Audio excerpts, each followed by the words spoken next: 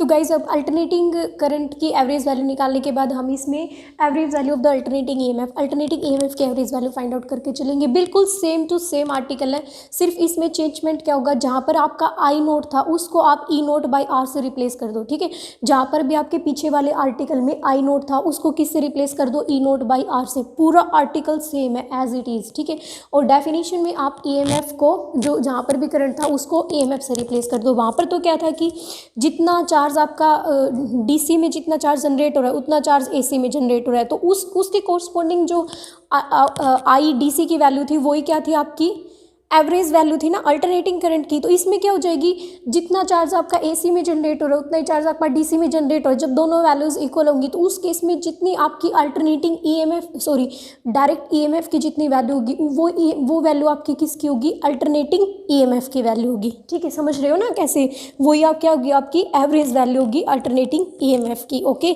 Got the point. इसके बाद इसका डेरिवेशन करेंगे। डेरिवेशन में वही आपका सेम प्रोसीजर। सबसे पहले तो आपको D Q is equal to I D T कौन से वाले फॉर्मूले से लिखा है, उसी से। I is equal to Q by T, दोनों को एक बार क्रॉस मल्टीप्लाई करना। क्रॉस मल्टीप्लाई करेंगे तो Q is equal to I T. अगर इसमें स्मॉल टाइम के लिए फाइंड आउट करें, स्मॉल चार्ज के लिए, स्मॉल टाइम के लिए, तो डी क्यू और डी टी से रिप्लेस हो जाएगा ना, यहाँ से ये क्वांटिटी आ जाएगी। और आपको पता है कि जो ओम्स लॉ है, ओम्स लॉ क्या कहता है, ओम्स लॉ होता है आपका V is equal to I R. अगर हम EMF लेके चल रहे हैं तो वोल्टेज को EMF से रिप्लेस कर दें, तो यहाँ से एक बार I की वैल्यू फाइंड आउट करना किसके इक्वल होती है, E बाई आर के इक्वल। यहाँ पर पुट कर दूँ I की जगह E बाई आर, बाकी सारी टर्म एज इट इज़। और अगर इसमें अल्टरनेटिंग EMF की बात कर रहे हैं तो अल्टरनेटिंग EMF का वेरिएशन कैसे होता है, साइनसोइडल वेरिएशन होता है ना। अल्टरनेटिंग EMF का वेरिएशन भी कैसे होता है, ऐसे साइनसोइडल होता है। साइनसोइडल का मतलब होता है या तो साइन की फॉर्म में या कोस की फॉर्म में। ये तो आपका साइन की फॉर्म में था ग्राफ, और ये वाला किसका हो जाएगा, आपका कोस की फॉर्म में हो जाएगा। ठीक है, साइनसोइडल का मतलब ये नहीं होता कि सिर्फ साइन की फॉर्म में, साइन और कोस दोनों में से किसी भी फॉर्म में हो सकता है। तो अगर साइनसोइडल फॉर्म में अगर ये ग्राफ ड्रॉ हो रहा है तो इसमें ई की इक्वेशन क्या हो जाएगी, E is equal to E naught sine of omega T. तो क्या यहाँ पर ई की जगह मैं E naught sine of omega T put कर सकती हूँ, कर देंगे यहाँ से पुट। तो आपकी डी क्यू की वैल्यू किसके इक्वल हो जाएगी, E naught sine of omega T divided by R D T. सिर्फ ई की जगह क्या रिप्लेस किया, E naught sine of omega T. अब आपको क्या करना है, अगर इसमें स्मॉल चार्ज के लिए तो मैंने फाइंड आउट कर ली, अगर मुझे कंप्लीट के लिए चाहिए तो हम क्या करेंगे, इसका इंटीग्रेशन कर देंगे। कर दो दोनों साइड इंटीग्रेशन, करो एक बार इंटीग्रेशन इसका गाइस। इंटीग्रेशन में आप लिमिट्स कैसे करोगे, लिमिट्स अगर आप चार्ज के रिस्पेक्ट में चार्ज के रिस्पेक्ट में अगर इंटीग्रेशन कर रहे हो तो आपको लिमिट चार्ज की रखनी है।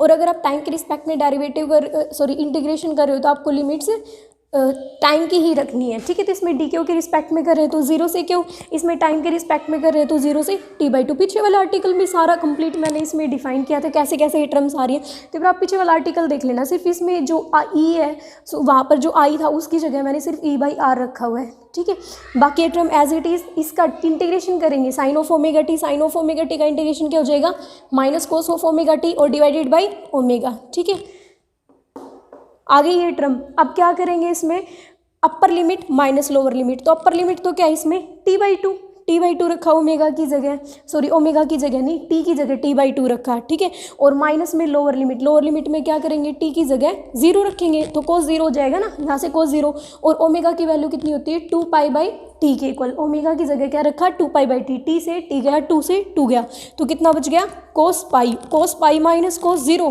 कोस पाई की वैल्यू कितनी होती है, -1, और कोस जीरो की वैल्यू कितनी होती है, 1। तो -1 1 कितना हो जाएगा, -2। एक माइनस ऑलरेडी बाहर है तो Q is equal to 2 E naught divided by omega. क्या आपकी वैल्यू नहीं आ जाएगी, आ गई ना वैल्यू। फर्स्ट इक्वेशन आ गई ना आपकी, क्यू ऑफ ए सी की वैल्यू किसकी इक्वल आ गई, 2 times of E naught divided by R omega. एक बार आप अपने पीछे वाले आर्टिकल में जाके देखना, इसमें सिर्फ इतना चेंजमेंट हुआ है कि यहाँ पर एक आर और एक्स्ट्रा आ गया। पीछे वाला जो आर्टिकल था ना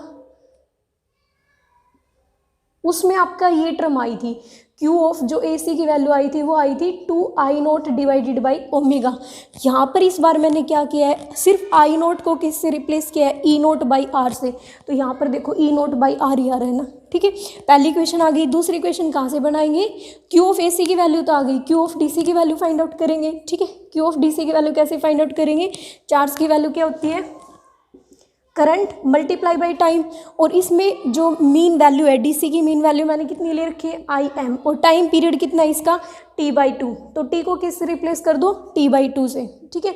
अच्छा करंट और जो वोल्टेज होती है उसमें क्या रिलेशन होता है, करंट की वैल्यू किसके इक्वल हो जाएगी भाई ईएमएफ और divided by R, Ohm's law से यहाँ से देखो आई की वैल्यू E/R, तो इसमें सिर्फ आई एम की जगह मैं क्या पुट कर रही हूँ EM/R, क्या आपकी ये वाली टर्म नहीं आ गई ना, Q ऑफ DC की वैल्यू, दोनों इक्वेशंस आ गई, दोनों इक्वेशंस को इक्वेट करो, क्योंकि आपकी डेफिनेशन क्या कहती है कि जो आपकी Q ऑफ AC की वैल्यू होगी वो किसके इक्वल होगी, Q ऑफ DC की इक्वल आएगी। दोनों को इक्वेट करो, इक्वेट करने के बाद आपकी RT से T गया, 2 से 2 गया, तो जो आपकी EM की वैल्यू आएगी वो किसके इक्वल आ जाएगी 2 times of E0 by pi के इक्वल, पाई की जगह पुट करना 3.14, तो इसमें आपकी वैल्यू आएगी 0.637 टाइम्स ऑफ दी E0 के इक्वल आ जाएगा, ठीक है, 0.63 टाइम्स ऑफ दी E0 के इक्वल आ जाएगा, यहाँ से R से R गया, ओके। अगर इसको परसेंट में निकालेंगे तो क्या करेंगे 100 से मल्टीप्लाई कर देंगे, 100 से मल्टीप्लाई करने के बाद आपकी टर्म आ जाएगी 63.7% ऑफ दी E0, EM की वैल्यू आ जाएगी, ठीक है। कोई चेंजमेंट नहीं है, सिर्फ पूरे आर्टिकल में मैंने इसमें जहाँ पर भी आपका I0 था पिछले वाले आर्टिकल में उसको E0 बाई R से रिप्लेस कर रखा है, और लास्ट में जो आपकी वैल्यू आई है वो भी सेम है, बस आई की जगह क्या आ गया E0 आ गया, और जो IM था उसकी जगह क्या आ गया आपका EM आ गया।